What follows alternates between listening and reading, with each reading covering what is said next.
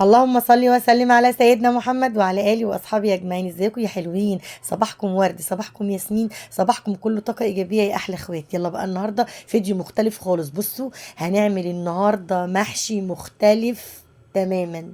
هتعملي محشي يا شهرزاد؟ محشي ايه ده يا شهرزاد؟ كملي الفيديو يا حبيبتي اختك للاخر وانت هتشوفي المحشي، وحطي اللايك. بصي بقى، جبنا اول حاجه جبنا ورق الخس. ورق الخس ده يا جماعه هنعمله محشي، تمام؟ ركناه على جنب وايه، وجبنا الحاجه اللي احنا هنعملها تاني.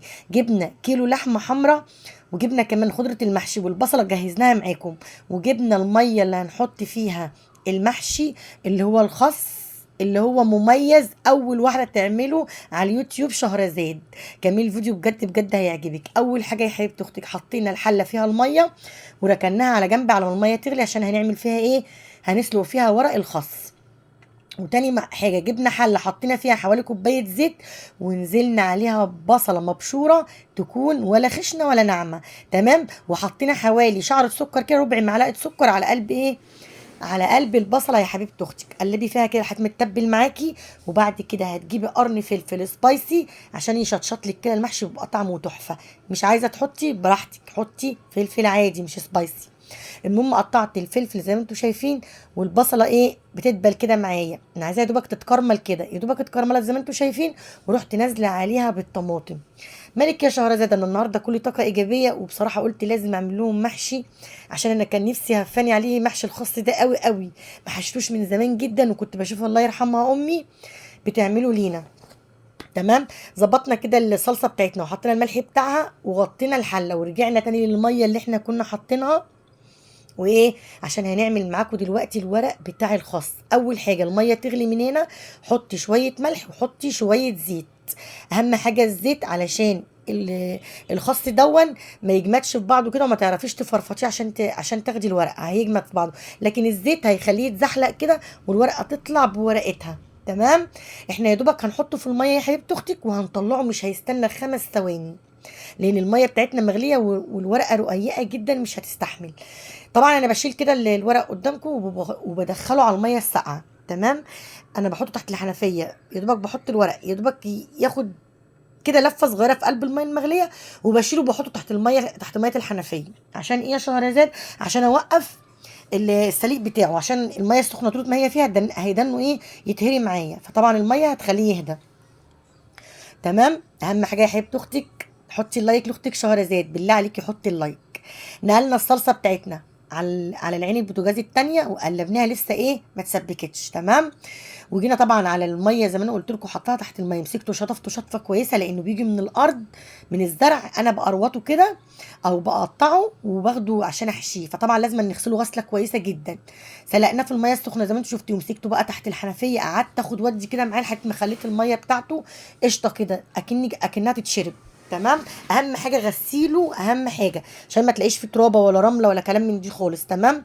تغسلي غسله كويسه اهم حاجه.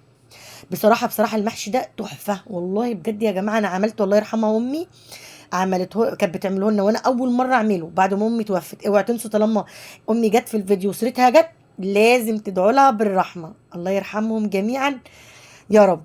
المهم سبكنا الرز بتاعنا مع الصلصه واديناه تشويحه كده، وركناه على جنب.